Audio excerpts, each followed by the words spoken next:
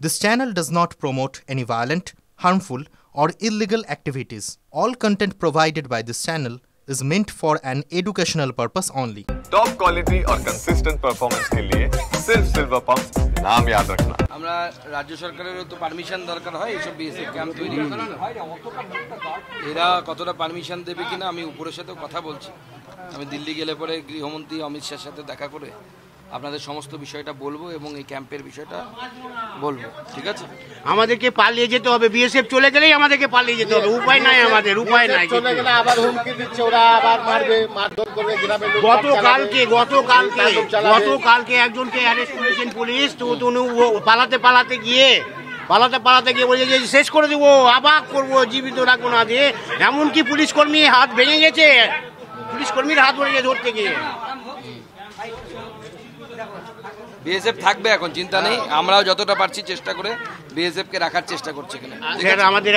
আমাদের পুরো গ্রামের জন্য, সবাই গ্রামে দুলিয়ানবাসীর জন্য আপনারা হাত ধরে পায়ে পড়ছি। আপনারা ভয় পাবেন না, পালাবেন না, পালালে পরে আরো ভয় দেখাবে। লড়বেন। বাপ ঠাকুরদার জমি আমরা ছাড়বো কেন? মাতৃভূমি ছেড়ে যাওয়া যাবে না, লড়াই করুন, আমরা সাথে আছি। বিএসএফ চলে গেলে তোদের কাটবো, কচু কাটা করবো। এর কারণটা কি? এর কারণটা অনুধাবন করা সবার আগে আমাদেরকে প্রয়োজন। গোটা রাজ্যের মাথায় কলকাতায় যারা বসে থাকেন না এসি রুমে, কলকাতায় আপনাদের চ্যানেলে বসে বসে বড় বড় বক্তব্য দেয়, যে সমস্ত কবি সাহিত্যিক গান লেখেন, তাদেরকে আবার বলুন না। বুদ্ধিজীবীদের কথা বলছেন? হ্যাঁ, তাদের বুদ্ধি কোথায় গেল? বুদ্ধি খুঁজে পাওয়া যাচ্ছে না কেন? এর কারণ কি? কেন এই কথা শুনতে হচ্ছে এদেরকে? প্রতিশ্রুতি দেওয়ার তো অধিকারী আমি নই, কারণ একটা বিএসএফ ক্যাম্প খুলতে গেলে আপনারা জানেন জমি থেকে শুরু করে রাজ্য সরকারের পারমিশন অনেক কিছু প্রয়োজন হয়। এমনকি বিএসএফ যে বর্ডারের রাস্তাটা বানায় সেটাই সেই জমিটার মালিকও রাজ্য সরকার। যে বিওপিটা একদম বর্ডারের ধারে ফেন্সিং এর কাছে আছে, সেই বিওপিটা জমিটার মালিক কিন্তু রাজ্য সরকার। তো রাজ্য সরকারের কাছ থেকে জমি নিতে হবে।